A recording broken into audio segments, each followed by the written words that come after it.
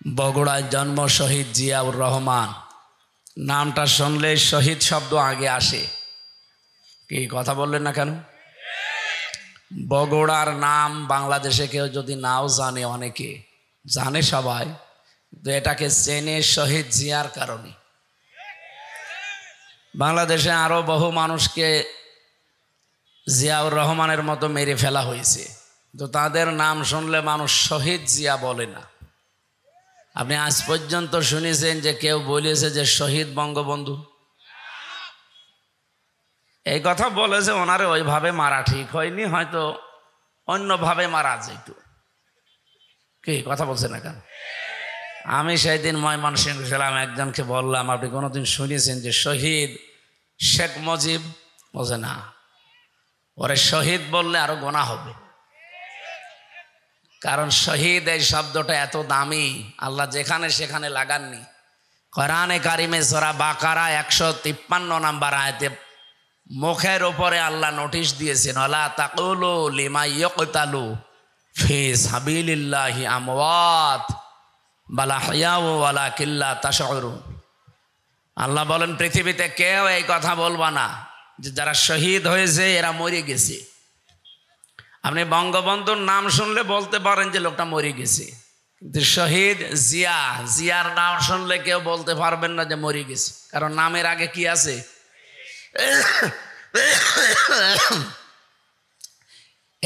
এইটাকে আমি নিষেধ করলাম? বলেন তো। আল্লাহ বলছেন বলবা না যে শহীদ যারা হয় তারা মরে গেছে, বরং তারা জীবিত, কিন্তু তোমরা টের পাও না। মুখের পরে মানুষ যেহেতু ধারণা করতে পারে, মানুষ ধারণা করে কি দিয়ে?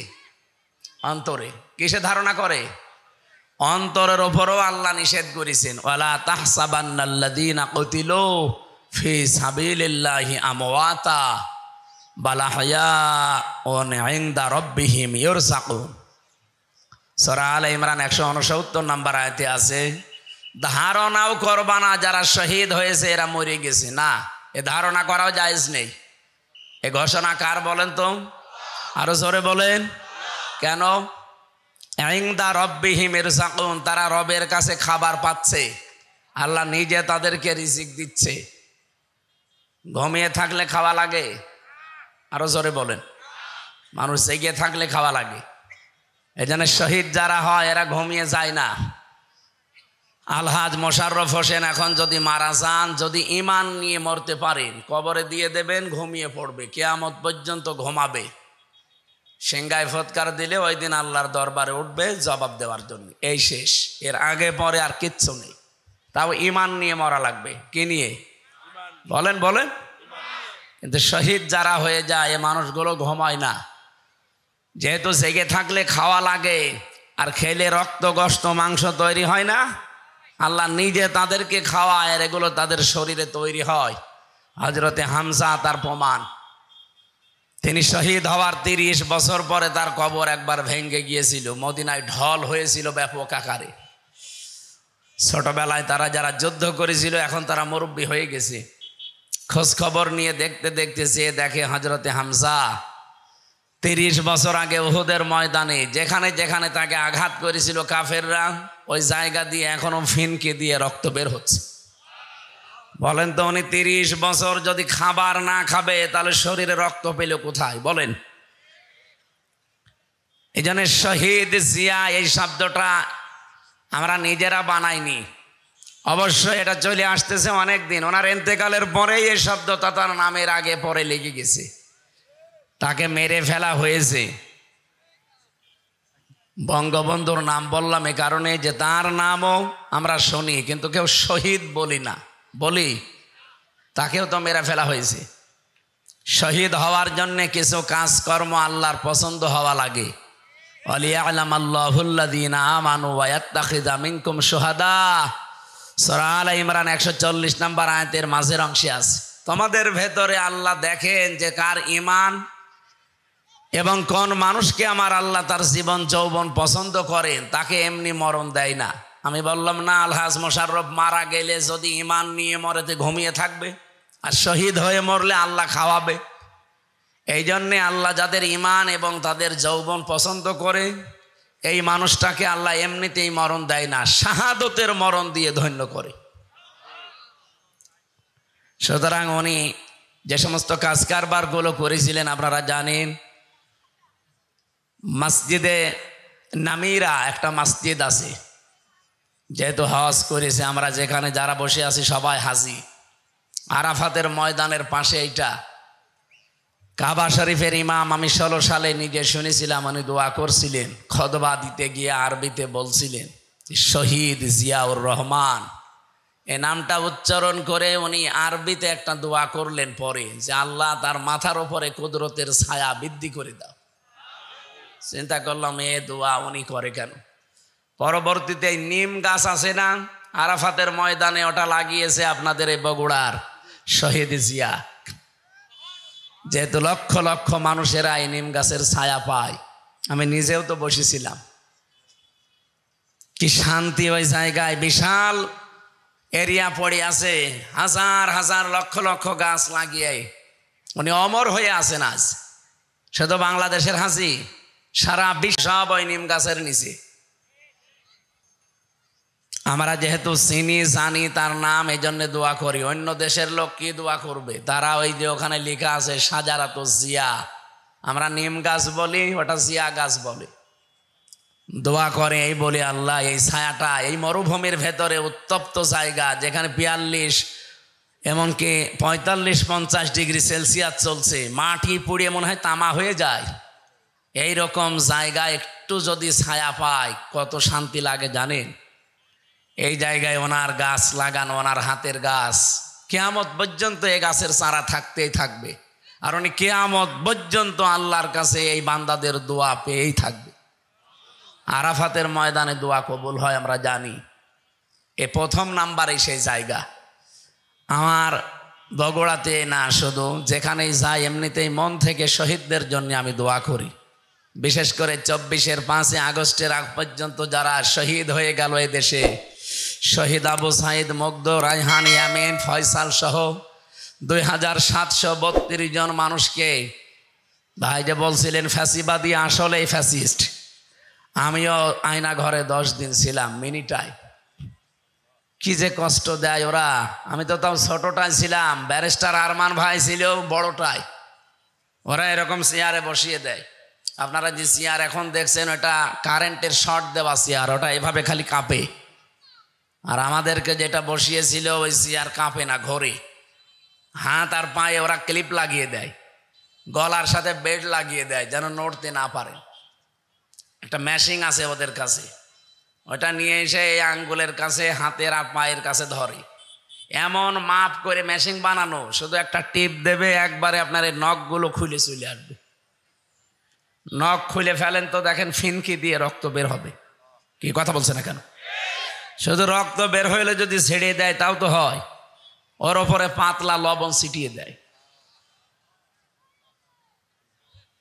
আর ওই যে চেয়ারের ওপরে বসিয়ে একটা টিপ দেবে শুধু সুইচে, 1 মিনিটে 120 বার ঘুরবে। তাহলে সেকেন্ডে কয়বার? 2 বার।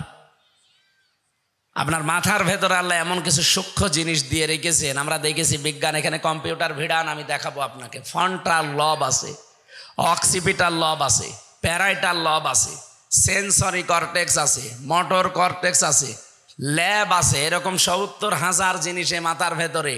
এই যে মগজগুলো দেখতে পান, এত সূক্ষ্ম সূক্ষ্ম তার দেওয়া আছে এখানে, পুরা শরীর কন্ট্রোল করছে এখান থেকে। এগুলো ঝাঁকানি লাগে। 1 মিনিটে যদি 120 বার আপনাকে ঘোরানো যায় চেয়ারে বসে, 1 মিনিট পরে মনে হবে আমি 2-3 দুনিয়া দেখতে পাচ্ছি। যেহেতু রিমান্ডে অধিকাংশগুলো হিন্দু অফিসার পেয়েছিলাম, ওরা তো আর আল্লাহ রসুল বিশ্বাস করে না। তখন এই কথা বলতো যে কেমন লাগছে এখন, আপনি 2-3 দুনিয়া দেখতে পাচ্ছেন না? হ্যাঁ দেখতে পাচ্ছি। বলে আপনাদের তো, আপনাদের আল্লাহ, আপনাদের নবী, আপনাদের মাওলানারা তো এই কথা বলে যে মরে গেলে নাকি 10 দুনিয়ার সমান জান্নাত পাওয়া যাবে। এবার 10 দুনিয়া দেখতে পাচ্ছেন। এই কথাগুলো ওই সময় শোনায়, কেমন লাগে বলেন তো? আমি এই কথাগুলো এখন বলছি, অথচ এটা আমরা ফেস করা লেগেছে। বাস্তবে যে কত কঠিন অবস্থা ছিল আমি এখন নিজেই আমার কেমন যেন শিউরে ওঠে শরীর যে আমি এইরকম জায়গায় ছিলাম। 3টা বছর ওরা এই ফাঁসির কন্ডেম সেলের ভেতরে 24 ঘন্টা তালা লাগিয়ে রাখত। সম্মানিত বগুড়াবাসী, শহীদ জিয়াউর রহমানের জন্য আমি মন থেকে দোয়া করছি, আল্লাহ যেন তাকে শাহাদতের সর্বোচ্চ মর্যাদা দান করেন। তার জীবনের যে ভালো কাজগুলো আছে আল্লাহ যেন কবুল করেন। মানুষ হিসাবে অন্যায় কম বেশি সবার আছে, আল্লাহ যেন নিজ গুণে মাফ করে দেন। তার স্ত্রী যাকে এক কাপড়ে এই ফ্যাসিস্ট হিংসার বশবর্তী হয়ে এক কাপড়ে বের করে দিয়েছিল 40 বছরের বসবাস করা বাড়ি থেকে, ম্যাডাম খালেদা জিয়া ওই দিন যা কন্দন করেছে। আমি কয়েকদিন আগে ওনার বাবার বাড়ি ছিলাম ফেনী, ওনার বাবার গ্রামে। ওখানে গিয়ে দোয়া করেছিলাম যে আপনার ফেনীর জামাই শহীদ জিয়া, আর এটা তো তার শ্বশুর বাড়ি। ম্যাডাম খালেদা জিয়া ওই দিন যা কন্দন করেছিল, তামাম দুনিয়া কেঁদেছে তার কান্না দেখে। আর এই রাক্ষসী মহিলা বসে বসে হাসতেছে। তামাম দুনিয়া যেখানে এনার কান্না দেখে কন্দন করে, আফসোস করে, আর ও ভিডিও দেখে দেখে হাসে। গতকালকে আমি সাতক্ষীরা ছিলাম, কত মানুষের বাড়ি ঘর বুলডোজার দিয়ে একেবারে মাটির সাথে মিশিয়ে দিয়েছিলেন। পৃথিবীতে যতটুকু করবেন অতটুকু আপনার উপরে আল্লাহ শোধ নেবে, তারপরে আপনার মরণ হবে। 13 সালে আপনি ভেঙেছিলেন, মাত্র কয় বছরের ব্যবধানে এখন দেখেন আযাবুল বুলডোজার নাজির হয়েছিল। এই ফেব্রুয়ারির 5 তারিখে আযাবের নাম কি? আযাবুল বুলডোজার। একেবারে মিশিয়ে দিয়েছে মাটির সাথে। এটা শুধু মিশিয়ে শেষ করে দিয়েছে, ঝামেলা যারা করেছিল এর পরবর্তীতে অপারেশন ডেভিল হান্ট আরম্ভ হয়েছিল। এটা আর একটা গজব। যৌথ বাহিনী এটা আরম্ভ করেছিল। যৌথ বাহিনী দেখলে মমিন যারা তারা খুশি হয়, যারা নিরপরাধ মানুষ তারা খুশি হয়, আনন্দ পায়। আর যারা খুনি, যারা জালেম, যারা দুর্নীতিবাজ, এদের সবচাইতে বেশি ঝামেলা হয়। এই জন্যে ফেব্রুয়ারির 5 তারিখের পর থেকে ডেভিল হান্ট চলছে শয়তানের খোঁজে। এটা মমিন যারা, নিরপরাধ যারা, তাদের কোনো চিন্তা আছে? বলেন চিন্তা কাদের? যারা খুনি, যারা 2732 জন মানুষকে খুন করেছে আগস্টের 5 তারিখের আগ পর্যন্ত। 34,000-এর উপরে যারা মানুষকে পঙ্গ করে হাসপাতালে এখনো ফেলে রেখেছে। এটা বিশাল বোঝা দিয়ে গেল এই মহিলা আমাদের। এই বোঝা টানতে এখন এই দেশের আমাদের ব্যক্তি, পরিবার, সমাজ এবং রাষ্ট্রের এবং ঋণের বোঝা দিয়ে গেছে। এই দেশে এখন কেউ জন্ম নিলে কমপক্ষে 1,10,000 টাকা তার মাথার উপরে ঋণ। এটা আপনি দিয়েছেন। যদি আগের থেকেই চলে যেতেন, স্বামীর বাড়ি তো যাবেনি, আগের থেকে চলে গেলে অন্তত আমাদের এই ঋণটা হয় না। যত টাকা মারিং কাটিং হয়েছে বলে সব আমরা বানিয়েছি বাবার টাকায়। কি বাবার টাকায় বানালেন? পদ্মা সেতু যে খরচ করে বানিয়েছে, 4টা বানানো যেত ওই টাকা দিয়ে। কি কথা বলছে না কেন? এই যে পাবনা রূপপুরের যে বিদ্যুৎ কেন্দ্র, এই জায়গা থেকে 82,000 কোটি টাকা ওনার বোন মারিং কাটিং করেছে। 2-3 দিন আগের একটা ভিডিও দেখেছেন না? উনি বলছে যে আমারে মানুষ শুধু গালি দেয়, দোষ কি শুধুই আমার বোন কিছু করেনি? আপনার বোনও করেছে, শুধু আপনার বোন না, আপনার বোনের মেয়েও করেছে। এই কথা বলে না কেন? শেখ পরিবারের একটা মানুষকে দেখান, ওদেরকে যে মানুষ ধোয়া তুলসী পাতা বলে, একটা মানুষকে দেখান যে তার গায়ে কোনো কাদা নেই। এত কাদা লেগেছে যে সাফ করতে গেলে বাংলাদেশে সব পানি লাগবে এখন। সুতরাং বগুড়ায় যেহেতু এসেছি, শহীদ জিয়ার নামে আমি দোয়া করলাম এই কারণে, আল্লাহ রাব্বুল আলামিন তার যে খেদমত ইসলামের জন্য এটা যেন কবুল করেন। তার যে দল আছে, এ দলকে যেন আল্লাহ হেদায়েতের ওপরে রাখেন। বলেন আমিন। ম্যাডাম জিয়াকে সুচিকিৎসা দেওয়ার জন্য নিয়ে গেছে। এই ফ্যাসিস্ট এতদিন যেতে দেয়নি মিথ্যা মামলা দিয়ে। এখন যিনি আছেন চিকিৎসায়, সুস্থ হয়ে আবার ফিরে আসবেন বাংলার বধূ বাংলায় ইনশাআল্লাহ।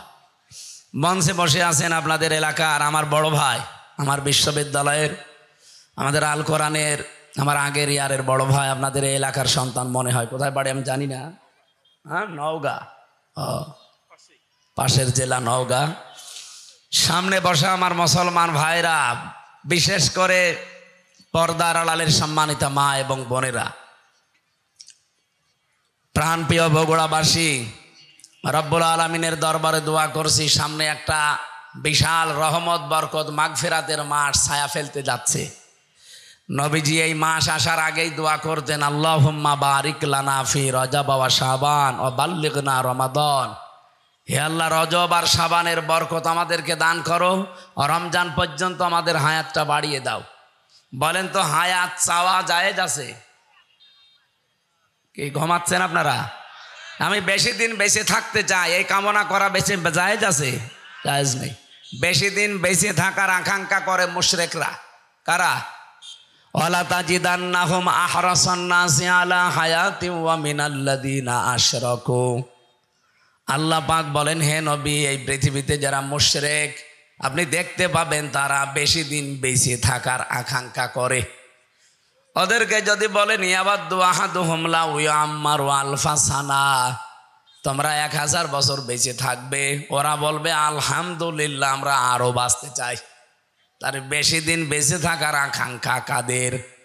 মুশরিক। বলেন বলেন, আমরা কি মুশরিক? তাহলে নবীজি কেন বললেন বাল্লিগনা রমাদান? হে আল্লাহ, তুমি রমজান পর্যন্ত আমাদের হায়াতটা বাড়িয়ে দাও। এই হাদিসের ব্যাখ্যায় আমি দেখেছি নবীজি এই কারণে বলেছিলেন, কারণ এই 11 মাসের ইবাদত আপনি যতই করেন না কেন এই 1 মাসের সমান কখনো করতে পারবেন না। আপনি এই সমস্ত মাসে যদি একবার সুবহানাল্লাহ বলেন, একটা নেকি পাবেন।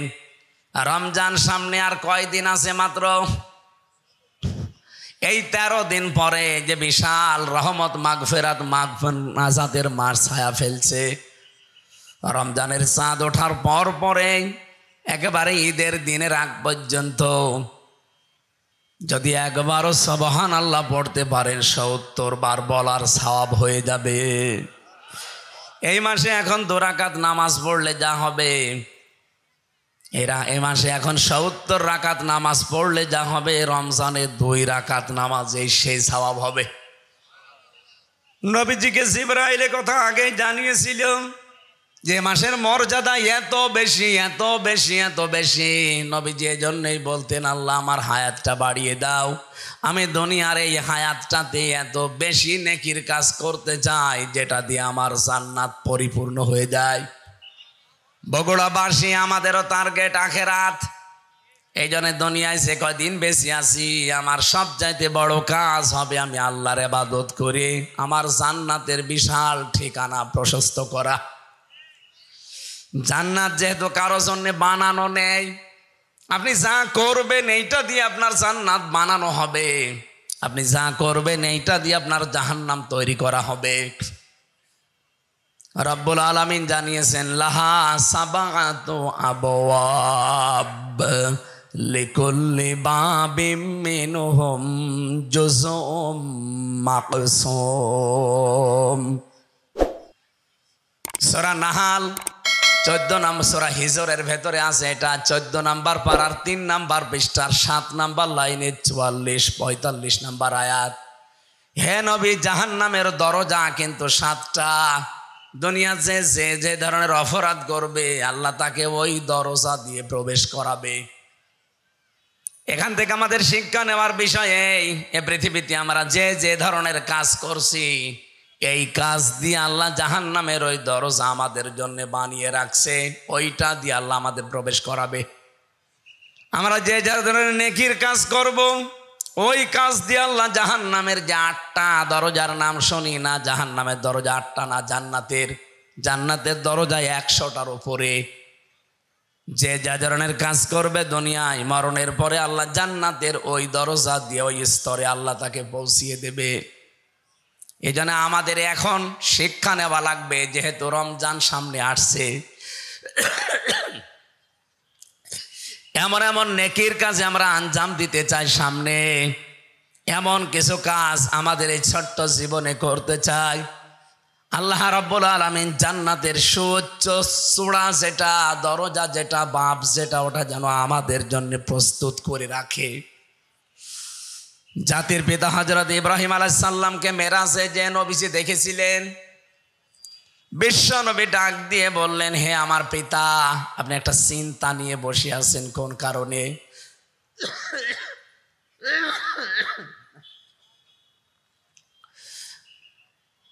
আমাদের জাতির পিতা যিনি হযরত ইব্রাহিম আলাইহিস সালাম, এটা আমার আল্লাহর বানানো, আর আমাদের বানানো যেটা, ওটা তো এখন ভেঙ্গে চুরে শেষ। আল্লাহ পাক হযরত ইব্রাহিমকে জাতির পিতা বানিয়েছিলেন।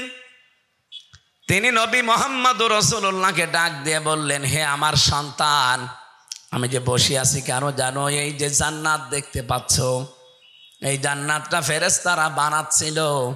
কেউ 2 তলা 3 তলা 4 তলা বানিয়ে বসে আছে আর কাজ করে না। এই জান্নাতটা যার জন্য বানাচ্ছিল, ওই লোকটা আগে ভালো ভালো কাজের আঞ্জাম দিত, নেকির কাজ করত। এই জন্য ফেরেশতাদের হাতে ইট বালি খোয়া এগুলো আসতো, ও জান্নাত বানাতেই থাকতো। কিন্তু লোকটা এখন ভালো কাজ করা ছেড়ে দিয়েছে, এই জন্য ফেরেশতাদের হাতে আর ইটও আসে না, বালিও আসে না। কি দিয়ে ফেরেশতারা জান্নাত বানাবে? দেখো বসে আছে। তোমার উম্মতদেরকে ফিরে যে বলবে, জান্নাতের মাটি কিন্তু বড় উর্বর। দুনিয়ায় সেই কয়দিন হায়াত আছে তাদের, তারা যেন এমন এমন কাজ করে যে তাদের জান্নাতটা যেন কমপ্লিট থাকে। বলেন সুবহানাল্লাহ। বগুড়াবাসী, এমন কোনো কাজ যদি আমরা করে যাই যে একতলা হওয়ার পরে লিনটেন পর্যন্ত উঠে বসে আছে, আমার আর কাজ কারবার নেই, আমি ভালো কাজে আঞ্জাম দিতে পারি নাই, মরে গেলাম। আল্লাহ যদি জান্নাত আমারে দেয়ও, যে দেখবেন একতলা হয়ে আছে আর একতলা ছাদ নেই, ভালো লাগবে? যেহেতু চোখ বন্ধ হওয়ার পরে আর কোনো ভালো কাজ করার সুযোগ, আরো জোরে বলেন। এই জন্য যতটুকু হায়াত আছে এর ভেতরে এমন কাজের আঞ্জাম দেওয়া লাগবে যেন অল্প কাজে বেশি নেকি পাওয়া যায়। এই জন্যেই নবীজি বাল্লিগনা রমাদান, যে আমাকে রমজান পর্যন্ত হায়াত পৌঁছিয়ে দাও, আমি এমন কিছু কাজ করতে চাই যেন আমার জান্নাতটা কমপ্লিট থাকে, আনকমপ্লিট না হয়। বলেন সুবহানাল্লাহ। এই জন্য আমরাও রমজান পর্যন্ত হায়াত চাচ্ছি। এই রমজানে গুরুত্বপূর্ণ কিছু জিনিস আমরা সামনে নিয়ে আসতে চাই। রমজানের ভেতরে 21 থেকে 29 বেজোড় রাতগুলোতে আল্লাহ রাব্বুল আলামিন গুরুত্বপূর্ণ কিছু সিদ্ধান্ত নেবেন। ফিহা ইফরাকু কুল্লু আমরিন হাকিম। আল্লাহ পাক বলেন, এই গুরুত্বপূর্ণ কিছু সিদ্ধান্ত এই রমজান মাসে আমি আল্লাহ নিতে চাই। এদিকে তাকান। এই যে রমজান মাসে যেখানে কোরআনে কারীম নাজিল করেছেন আল্লাহ, আমরা জানি সবে কদরে এটা, আর সেই আয়াতই আমি পড়েছি, ইন্না আনজালনাহু ফি লাইলাতিম মুবারাকাহ। অবশ্যই আমার এই কোরআন আমি একটা বরকতময় রজনীতে নাজিল করেছি। ইন্না কুন্না মুনজিরিন, অবশ্যই আমি আল্লাহ নিজেই এর সতর্ককারী। বলেন সুবহানাল্লাহ। এটা বাংলা অর্থ বললাম, এবার আমরা তাফসিরে যাচ্ছি। সূরা দুখানের আয়াত। কোন সূরা? এটা ক্লাস চলছে, জবাব দেন কোন সূরা? দোকান মানে ধোয়া। দোকান মানে কি? তার মানে বাংলায় যেটা, এই যে বিড়ি, বিড়ির নামেও একটা সূরা আছে। বিড়ি যারা খান তারা এখন চিন্তা করবেন যে কোনো অসুবিধা নেই, আমার নামে সূরা আছে। সূরা দোকানের ভেতরে 3 এবং 4 নাম্বার আয়াতে আল্লাহ প্রথমে কোরআনে কারীমের কিছু মর্যাদার কথা তুলে ধরেছেন। হামিমুল কিতাবিল মুবিন। হামিম এটা নবীজির নাম, কোন তাফসিরে আছে। অল কিতাবিল মুবিন, স্পষ্ট কিতাব দিয়ে জানিয়েছেন। ইন্না আনজালনাহু, অবশ্যই আমি আল্লাহ এটা নাজিল করেছি। তাহলে এটা নাজিল কর্তাকে, আরো জোরে বলেন। কোরআনে কারিমের ৬,৬৬৬টি আয়াত এটা প্রসিদ্ধ, ৬,২৩৬টি আয়াত এটা বিশুদ্ধ, দুইটাই ঠিক আছে। এই যে ৬,৬৬৬টি আয়াত এটা দুনিয়ায় তৈরি হয়েছে। ভাই আপনারা ঘুমাচ্ছেন? এটা দুনিয়ায় তৈরি হয়েছে। আল্লাহ বলেন এটা আমি নাজিল করেছি। তার মানে নাজিল হয় কোথা থেকে? উপর থেকে। এই যে লোহা দেখতে পান, এই লোহাও কিন্তু দুনিয়ায় তৈরি হয়নি, লোহাও আল্লাহ নাজিল করেছেন। আমাদের ভেতরে যেটা নড়াচড়া করছে এর নাম রুহু। এর নাম কি? এর রুহু তৈরি হয়েছে কোথায়? জগতে। এই দুনিয়াতে রুহু তৈরি হয় না। এই পৃথিবীর যা যা এখানে তৈরি হয় তার খাবারও এখানে আল্লাহ উৎপাদন করে দিয়েছেন। আমাদের শরীরটা যেহেতু বানানো হয়েছে মাটির নির্যাস দিয়ে, এই জন্যে মাটির ভেতর থেকে সব খাবার এই শরীরের জন্য প্রযোজ্য। কিন্তু রুহু, লোহা, কোরআনে কারিম, এই যে বৃষ্টির যে পানি নাজিল হয়, এগুলো কিন্তু দুনিয়ায় একটাও তৈরি হয় না, সব তৈরি হয় আকাশ থেকে, ওখান থেকে পড়ে। এই জন্য এখানকার যা কিছু লাগবে সব আসমান থেকে আল্লাহ পাঠিয়েছেন। রুহের কোনো খাবার আপনি দুনিয়াতে পাবেন না।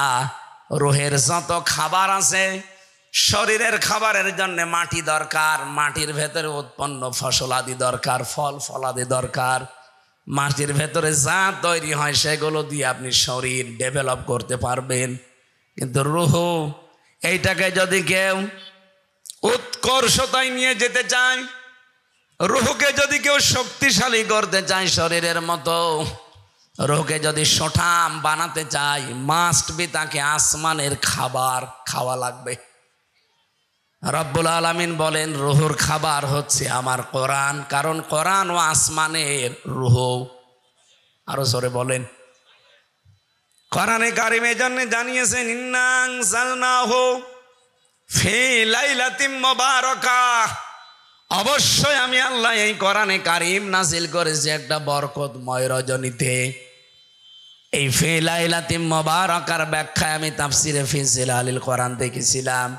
মুফাসসির জানিয়েছেন আল্লাহ রাব্বুল আলামিন এই বরকতময় রজনী যেদিন কোরআনে কারিম নাজিল হয়, ওই দিন তিনি এই পৃথিবীর প্রথম আসমানে একটা বিশেষ নজর তার সৃষ্টি জগতের উপরে দেয়।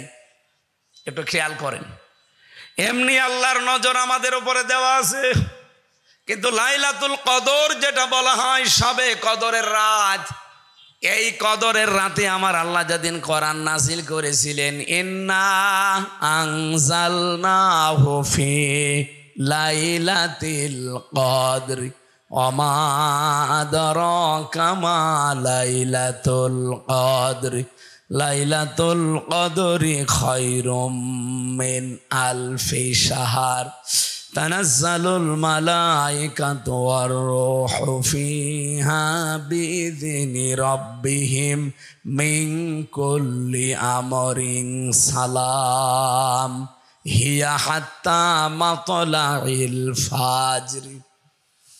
আল্লাহ একটা বিশেষ নজর দিয়ে রাখেন, লক্ষ লক্ষ ফেরেশতা পাঠিয়ে দেন, তারা আল্লাহর ইবাদত যারা করে তাদের সাথে মুআনাকা করেন, মুসাফা করেন, তাদের জন্য মাগফিরাতের দোয়া করেন।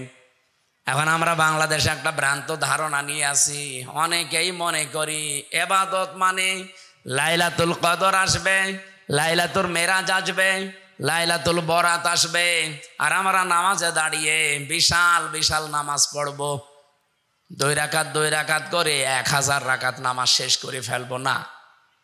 ফেরেশতারা এসে দেখে কোন লোকটা আল্লাহর ইবাদতে লিপ্ত আছে।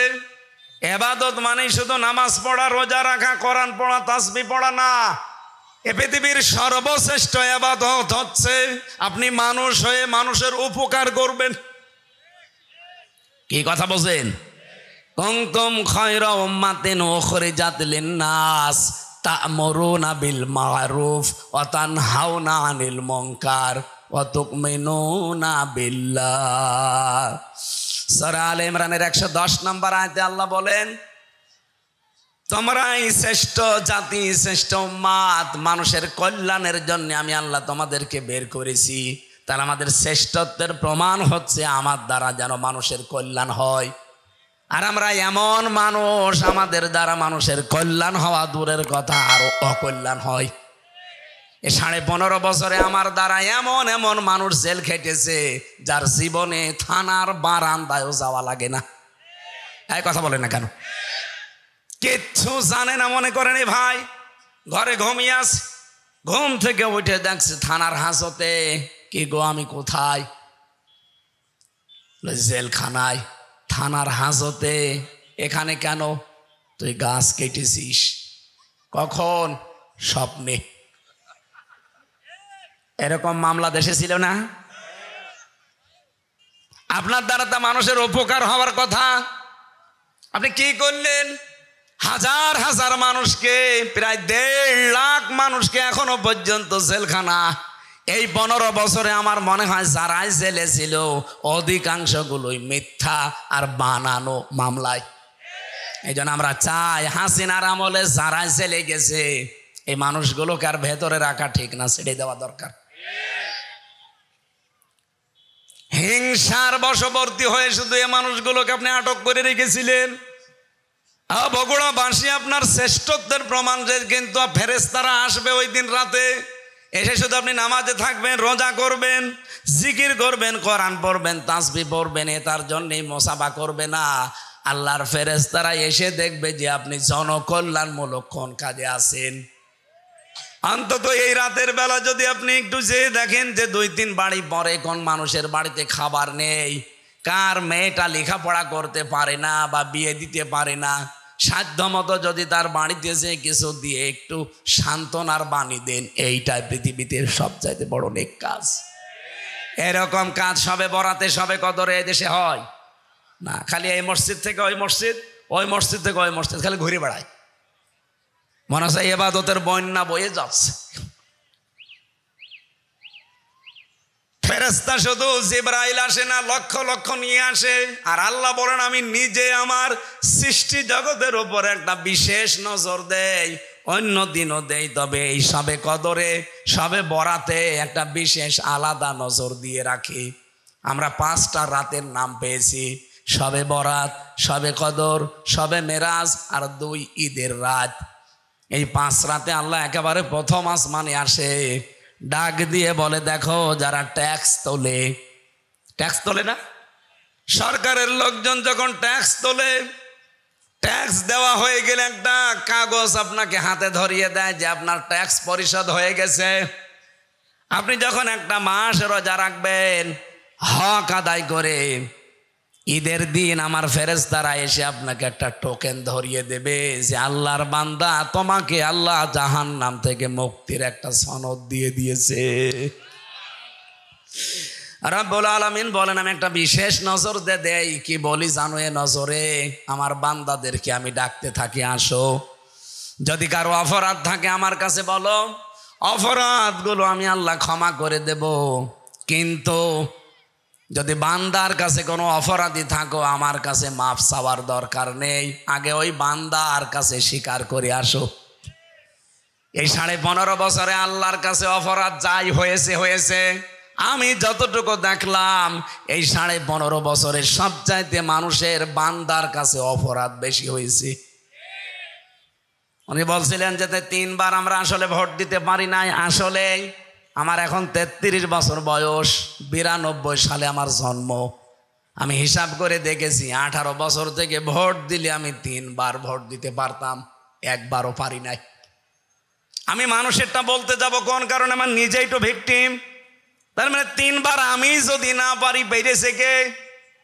একবার তো একবারে 154 জন হয়ে গেলেন, আর একবার রাতের ভোট দিনে করে ফেললেন। এই কথা বলেন না কেন? ভোটটা কিন্তু আমার অধিকার ছিল, আমার হক ছিল, আপনি আমাকে দিতে দিলেন না। এটা রাতের ভোট যে দিনে হয়েছে এর প্রমাণ আমার সাথে এক ওসি ছিল, ওই যে নুসরাত হত্যা মামলার ওসি। উনি একদিন আমারে ফাঁসির কন্ডেম সেলের ভেতরে এসে আমারে বলছো, হুজুর আপনি জেলে এসেছেন, আমি খুব খুশি হয়েছি। কেন আপনি খুশি হয়েছেন? কোন কারণে? আমি জেলে পয়সা মরছি আর আপনি খুশি না? বলছে বাইরে আপনার ওয়াজ শুনতাম কিন্তু কাছে যেতে পারতাম না, আজকে একেবারে সরাসরি দুইজন এক জায়গায়, এই জন্য আপনি খুশি কেন? কি প্রশ্ন করবেন বলেন? বলছে এই যে নির্বাচন গেল, আমি বাইরে ছিলাম সারা রাত, আমি কিন্তু আমার লোকজন দিয়ে ভোট কেটেছিলাম, ফজরের আজান দিলে বাক্সগুলো জায়গা মতো পাঠিয়ে দিয়েছি, এরপর আমি গোসল করলাম, ওযু করলাম, তওবার নামাজ পড়লাম 2 রাকাত, এবার বললাম আস্তাগফিরুল্লাহ। বলছে আমার এই তাওবা কি হয়েছে? বললাম না। আপনি তো আল্লাহর কাছে অপরাধ করেন না যে আস্তাগফিরুল্লাহ পড়েন, আপনি অপরাধ করেছেন হামজার কাছে। এরকম একটা এমপি বানাতে 2.5 লাখ 3 লাখ 4 লাখ হামজা লাগে। হ্যাঁ, কথা বলেন না কেন? এই কাহালু আর কোন থানা মিলে?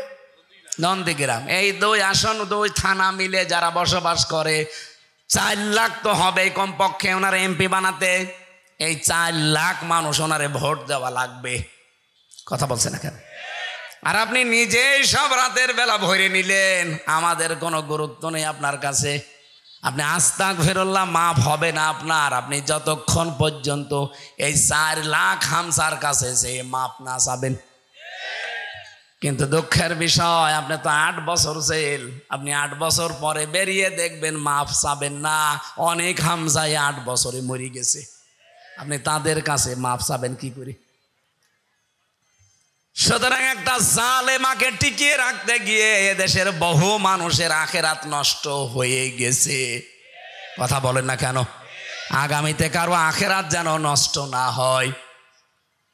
রব্বুল আলামিন কিন্তু প্রথম নাম্বারে একটা বলে যে আমার কাছে মাফ চাও, আমার অপরাধগুলো আমি মাফ করে দেব, কিন্তু আমার বান্দার সাথে কোনো যদি অপরাধ হয়ে থাকে ওটা আমার মাফ করার এখতিয়ার নেই, ওর কাছে আগে মাফ চাও। তার মানে 15.5 বছরে কত মানুষের কপালে আগুন লেগেছে আপনি বলেন? যার জন্যে যা করলেন তারা তো ঠিকই পালিয়ে এখন আরামে আছে। কোনদিন আপনাকে জিজ্ঞাসা করেছিল যাওয়ার সময় যে আমি চলে যাচ্ছি, 14টা ব্রিফকেস নিয়ে সব মাটি ভরে নিয়ে গেলাম? মাটি ভরে নিয়ে গেছে।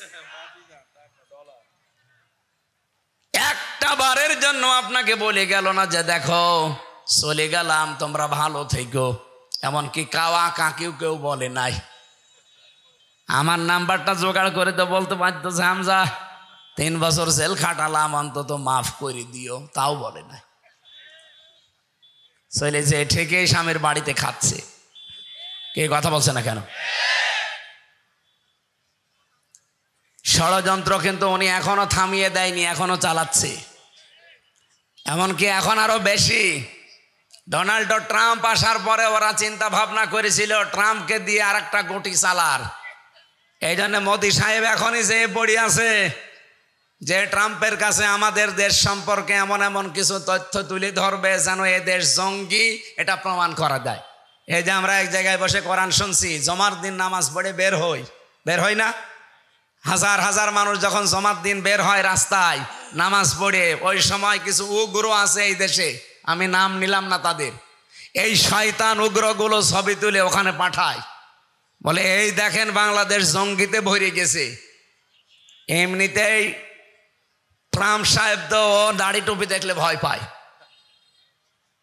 বাংলাদেশে যে জঙ্গি নেই তার প্রমাণ এই 6 মাস 10 দিন। এই কথা বলেন না কেন? 6 মাস 10 দিনে একটা জঙ্গি মামলা হয়েছে? কেউ ধরা পড়েছে? কেন পড়ে না? কারণ জঙ্গির নাটক যিনি লিখবে উনি তো স্বামীর বাড়ি, আর যাদেরকে দিয়ে এগুলো স্ক্রিপ্ট করাবে তারা এখন সব পালিয়েছে। এই মনিরুল, আসাদুজ্জামান, কাউন্টার টেররিজমের এগুলো এরা করতো। আলেমদেরকে ইসলামপন্থী মানুষদের ধরে নিয়েছিল, ধরে নিয়ে এক জায়গায় আটক করে রাখতো 2 মাস 5 মাস 6 মাস পরে বের করে বলতো এই যে জঙ্গি ধরা পড়িস। কিচ্ছু না, এগুলো সব বানানো। আমি রিমান্ডে নিজে ওদের গোপন কথা শুনেছি মাটির নিচে। ওরা নিজেরা বলা কওয়া করছিল যে এইভাবে আর কতদিন। এই দেখেন কোরআন আমার সামনে, আল্লাহর কসমে মাথায় নিয়ে বলছে, ওরা নিজেরা বলেছে, আমি মাটির নিচে বসে শুনেছি। ওরা তো আর জানে না, ওরা মনে করছে ওর সব কিছু তো বান্ধা, আর আমি যে ওখানে আছি ওরা ওই সময় জানেও না। ওখানে যাই কয়টা অফিসার ছিল নিজেরা বলা কওয়া করছে যে এইভাবে আর কতদিন। কারণ আমার নামে মামলা দিয়েছে আনসারুল্লাহ বাংলা টিমের প্রধান, আমি সারা বাংলাদেশের, অথচ আমি কিছু জানি না। আমি ভেতরে যে একজনকে পেয়েছিলাম সে তার নাম আব্দুল মতিন। ওরা যে বলে জঙ্গি জঙ্গি, কিসের জঙ্গি? এই লোকটা আব্দুল মতিন হচ্ছে আল্লাহর দলের প্রধান। ওনার একদিন বললাম যে ভাই আপনি কয় বছর আছেন? বছর 17 বছর। কি আপনি কি? বলছে আমি আল্লাহর দলের প্রধান, আমি সভাপতি। তাই আপনি আল্লাহর দলের সভাপতি, আপনার সেক্রেটারি কে? বলছে আমার ছেলে। আমরা 2 বাপ বেটায় 17 বছর জেলে আছে, আপনার লোকজন বাইরে বসে, আর কেউ নেই। ওরা নিজেরাই সভাপতি, নিজেরাই সেক্রেটারি, এই সমস্ত নিজেরা নাটক করে বানিয়ে ওই দুইজনের জীবন নষ্ট করে। আর আমেরিকার কাছে দেখায়, দাদা বাবুদের কাছে দেখায়, দেখেন এই দেশে কেমন ভয়ঙ্কর জঙ্গি। তার চেহারা দেখলে আপনি নিজেও ভয় পাবেন। এত বড় বড় চুল, গোপ, দাড়ি, কারণ তাদেরকে 24 ঘন্টা তালা লাগিয়ে রাখে।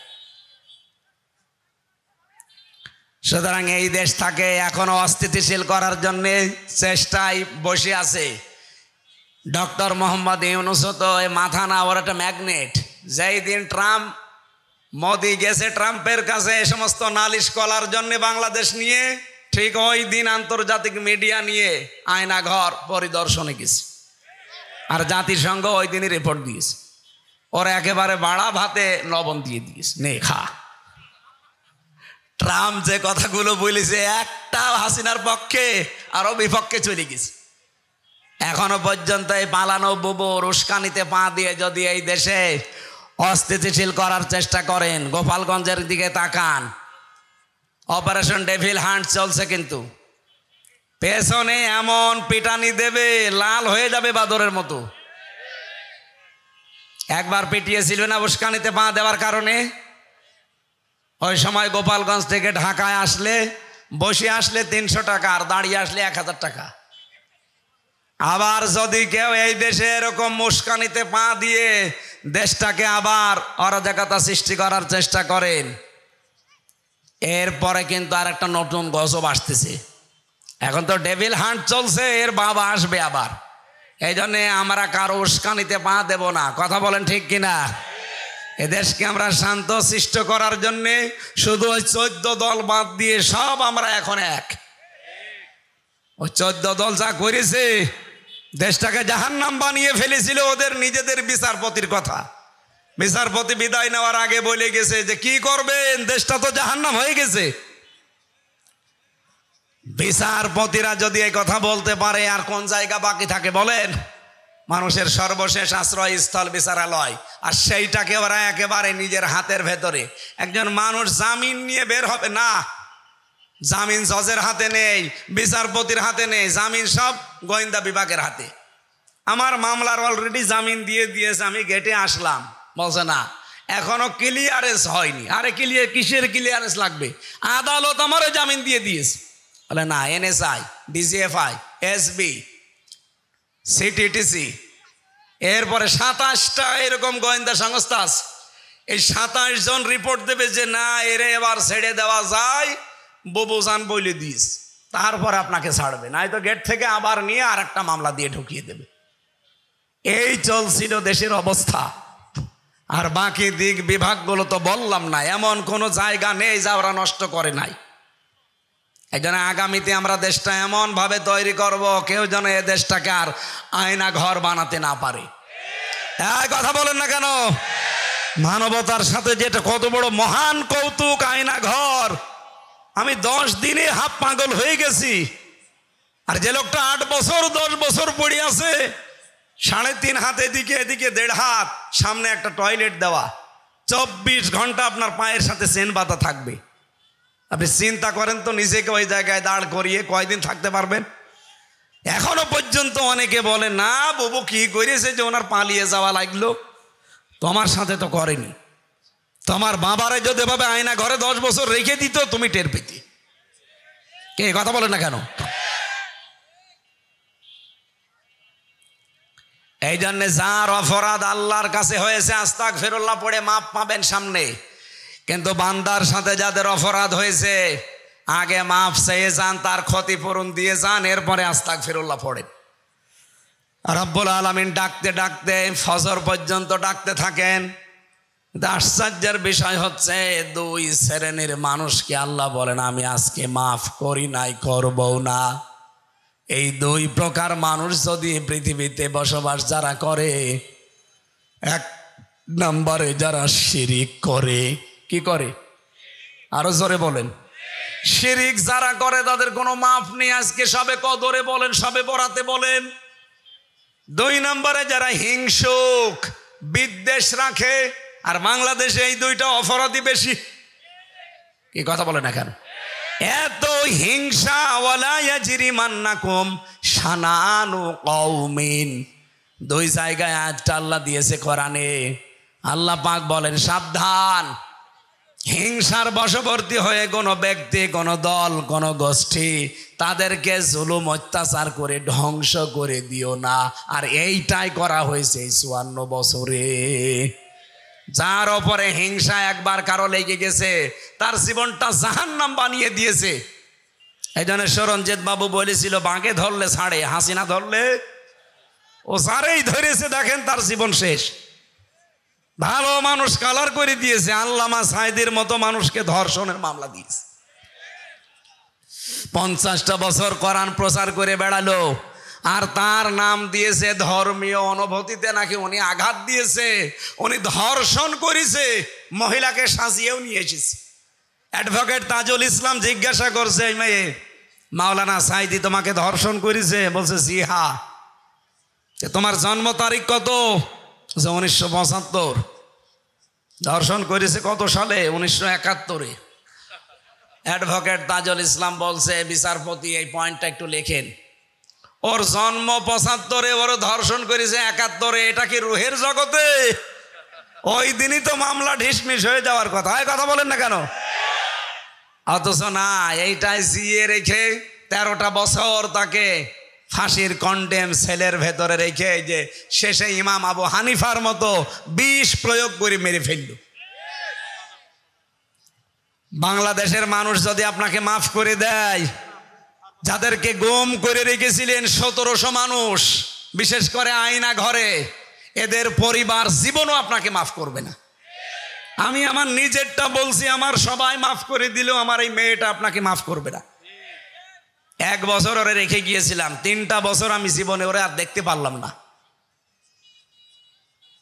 আমার 3 বছরে যদি অবস্থা হয় যে মানুষগুলো 8 বছর, 10 বছর, 14 বছর কেটে গেছে মাটির নিচে, আপনি বলেন তো তার পরিবার জীবনে আপনাকে মাফ করবে? আপনি আস্তাগফিরুল্লাহ, কিসের আস্তাগফিরুল্লাহ পড়বেন সামনে? এই জন্য অপরাধ যার কাছে, তার কাছে অন্তত ক্ষমা চেয়ে নিন। তার ক্ষতিপূরণ হয়েছে 15.5 বছরে, যা ক্ষতিপূরণ দেন যদি বাঁচতে চান, নয়তো আপনার জীবনও মাফ হবে না।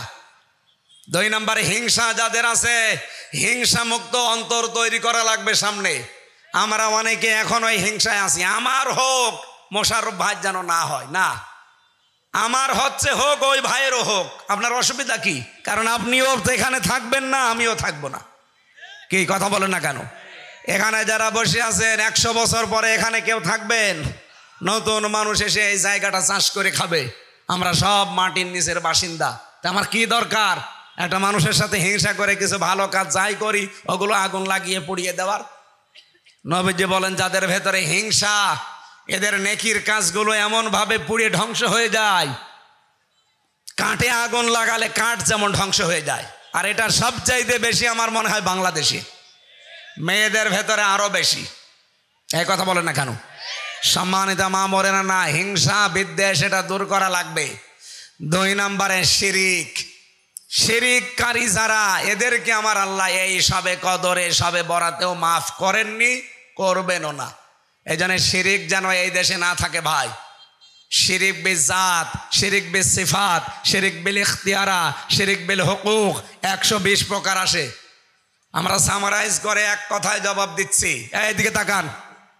আল্লাহ যেটা পারে ওইটা অন্য কেউ পারে, এই বিশ্বাস করার নাম শিরিক। আর শিরিক যারা করে তারা মুশরিক। আর মুশরিক মরে গেলে বিনা হিসাবে, বিনা বিচারে জাহান্নাম। এ পর্যন্ত বুঝেছেন? বলেন বলেন। তাহলে শিরিক এখন থেকে মুক্ত হওয়া লাগবে না? শিরকের এক কথায় জবাব কি? আল্লাহ যেটা পারে ওটা অন্য কেউ পারে, এই বিশ্বাস করার নাম কি? সন্তান দিতে পারে কে? আরো জোরে। অন্য কেউ পারে না, কিছু বাবা পারে, কিছু হুজুর পারে। সেদিন ময়মনসিংহে এক লোক এসে আমার বলছে আমার শুধু মেয়ে হয়, এই আপেলটা পড়িয়ে দিন। আমি কি দিয়ে পড়বো? সূরা ফাতিহা পড়ছি। লোকটা আমার কানের কাছে মুখ নিয়ে বলছে, হুজুর এমন আপেল পড়বেন যেন ছেলে হয়। আমি কি ডাউনলোড করে নিয়ে আসবো ছেলে?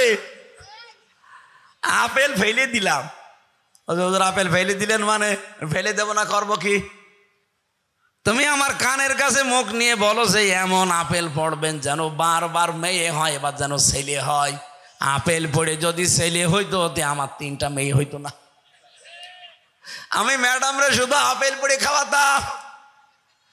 এখনো পর্যন্ত অনেকেরই বিশ্বাস আছে না। অথচ আমাদের জাতির পিতা আমাদের শিখিয়েছেন, বিয়ের পরে 86 বছর পার হয়ে গেছে, তারপরও কোনো মাজারে কোনো বাবার কাছে গিয়েছে? তিনি মিনাস সালিহিন, হে আল্লাহ আমাকে একটা নেককার সন্তান দান করো। কয় বছর বলেছিলেন?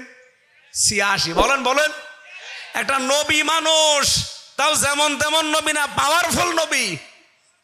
তিনি বিয়ের পরে 86 বছর দোয়া করার পরে আল্লাহ জবাব দিলেন, ফাবাশশারনাহু বিগুলামিন হালিম, তোমাকে আমি ধৈর্যশীল সন্তানের সুসংবাদ দিলাম। নবীর দোয়া বিয়ের পরে যদি 86 বছর পরে কবুল হয়, আর আমাদের 2-4 বছরে আমরা হতাশ হয়ে পড়বো মানে? কোনো বাবার কাছে, কোনো মাজারে, কোনো কবরে, কোনো পীরের কাছে কোনো তাবিজ পড়া, আপেল পড়ায় হবে না। সন্তান দিতে পারে কে? যদি না হয় না হবে, কারণ উনি আমাকে না দিয়েই খুশি। 2 নম্বরে, এ জমিন বানিয়েছে কে? আইন চলবে কার? আলা আলাহুল খালকু ওয়াল আমরু, এ জমিন যার, বিধান তার।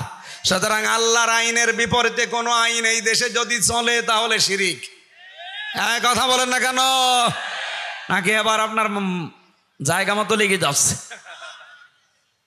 আমি বলেছিলাম আল্লাহ যেটা পারে ওটা অন্য কেউ পারে না। আইন দিতে পারে কে? ডক্টর কামালের বানানো এই 54 বছরের আইন কি করেছে? চোর চুরি করে জেলে যায়, ডাকাত হয়, ডাকাত যায়, খুনি হয়। এমনকি আমার নিচতলায় ছিল সে গাঁজাখোর, ওরে ধরে জেলে দিয়েছে, ও ভেতরে যে গাঁজার গাছ লাগিয়েছে। জেলার যে বলছে তুই গাঁজার গাছ লাগালি, এই বীজ পেলি কোথায়? বলছে আমি হয়তো আদালতে গিয়েছিলাম হাজিরা দিতে মামলার, আর আমার তো হিতাকাঙ্ক্ষী আছে বাইরে, তারা আমার এই বীজগুলো দিয়েছিল। আমি এই মুখের ভেতরে এই জায়গায় রেখেছিলাম টোপলা করে। মেশিনে দিয়েছে কিন্তু মেশিনে ওঠে নাই, স্ক্যানে ধরা পড়ে নাই। আমি ভেতরে চলে এসে গাজার গাছে যে টবের ভেতরে লাগিয়েছি, স্যার দেখেন কত বড় হয়েছে। ডক্টর কামালের তৈরি করা সংবিধান দিয়ে গাঁজাখোর গাজার গাছ লাগায়। চোর যে 3 মাস পরে ডাকাত হয়, ডাকাত যে 10 বছর পরে মার্ডার মামলার আসামি হয়। এ কথা বলেন না কেন? আর এর ভেতরে আল্লাহ 500 আইন দিয়েছেন। যেহেতু জমিন যার, আইন চলবে তার। সামনে 500 আইন সংসদে কায়েম করে দেন, বাংলাদেশটা মিনি জান্নাত হয়ে যাবে ইনশাআল্লাহ। রমজান মাসে আল্লাহ কোরআন নাজিল করে নাম দিয়েছিলেন আল ফুরকান। ফুরকান মানে সংবিধান। ফুরকান মানে কি? ফুরকান নামে একটা সূরাও কোরআনে আছে, সংবিধান নামে। এর 77টা আয়াত আছে, 73টা ধারা আছে। বাংলাদেশে আগামীর সংসদ কায়েম হবে যদি এই সংসদ নামে, সংবিধান নামে সূরাটার 73টা ধারা 17 বার আপনি পরিবর্তন করলেন বাংলাদেশের সংবিধান, এই 54 বছরে কিচ্ছু হয়নি। আর এটা পরিবর্তনও করা লাগবে না, একবার এই 73টা ধারা কায়েম করে দেন, বাংলাদেশটা আমরা আল্লাহর কসম মিনি জান্নাত হয়ে যাবে। আর আমরা সেইটাই সামনে দেখব এবং দেখাবো ইনশাআল্লাহ। আল্লাহুম্মা আমিন। লা ইলাহা ইল্লা আনতা সুবহানাকা ইন্নী কুনতু মিনাজ জালিমিন। আল্লাহুম্মা গফিরলি ওয়ারহামনি ওয়াহদিনি ওয়াফিনি ওয়ারযুকনি ইয়া রাব্বাল আলামিন। রব্বুল আলামিন, বগুড়া জেলার কাহালো আড়লা আলিম মাদ্রাসা ময়দানের দিকে তাকাও। তোমার বান্দা বান্দিরা মিলে জান্নাতের এই সুন্দর বাগান সাজিয়েছে। তুমি যে 2 প্রকার মানুষকে মাফ করবে না এই রমজানেও আমরা শুনেছি, এই শিরিক মুক্ত আমল আর অহংকার হিংসা মুক্ত ঈমান আমাদের গঠন করার তৌফিক দাও। এখানে যত মানুষ আমরা বসে আছি, আমরা যেন মুশরিক হয়ে মারা না যায়, আমাদেরকে বাঁচাও। হিংসা বিদ্বেষ আমাদের অন্তর থেকে দূর করে দাও। আমাদের মনটা তুমি মুহাম্মদুর রাসূলুল্লাহর মতো পবিত্র বানিয়ে দাও। মাহফিলের সম্মানিত সভাপতি আমার আরাফাতের ভাই আলহাজ মাহবুর মণ্ডল কবুল করে নাও। প্রধান অতিথি আল্লাহ তাআলা বগুড়ার সন্তান আলহাজ মোশাররফ হোসেন তুমি মঞ্জুর করো, তার মা বাবাকে মাফ করে দাও। রব্বুল আলামিন তার স্ত্রী পুত্র সন্তান আদি যেগুলো দিয়েছো কবুল করো। এ মাহফিলের বিশেষ অতিথি অধ্যক্ষ তায়েব আলী সহ যত আলেম এখানে এসেছে, আলেমদেরকে আলেম হিসাবে মঞ্জুর করে নাও। মাওলানা আব্দুল বারী রশিদি, হোসাইন মাহফুজ, আমার বিশ্ববিদ্যালয়ের বড় ভাই, কত মানুষ এখানে আমিন আমিন করছি, যার জীবনে সেটা প্রয়োজন আছে আল্লাহ তুমি সামনে রমজানের ওসিলায় পূরণ করে দাও। রমজানের হক আদায় করে রোজাগুলো পালন করার তৌফিক দাও। মা বোনদেরকে পর্দার আড়ালে তুমি খাদিজার মতো আয়েশার মতো বানিয়ে দাও। এলাকায় মাটির নিচে যত মানুষ ঘুমিয়ে আছে কবরগুলো জান্নাত বানিয়ে দাও। আগামীর দেশটা তুমি কোরআনের হাতে তুলে দাও। চর্ম চোখে যেন দেখতে পারি 56,000 বর্গ মাইল তোমার কালাম দিয়ে চলছে। এই মাদ্রাসার যত প্রয়োজন আছে আল্লাহ তুমি মিটিয়ে দাও। এখানে যারা লেখাপড়া করে এদের মেধা স্মৃতি খুলে দাও। আলহামদুলিল্লাহি রাব্বিল আলামিন। মরণ আসলেই যেন পড়তে পারি লা ইলাহা ইল্লাল্লাহু মুহাম্মাদুর রাসূলুল্লাহ। আসসালামু আলাইকুম।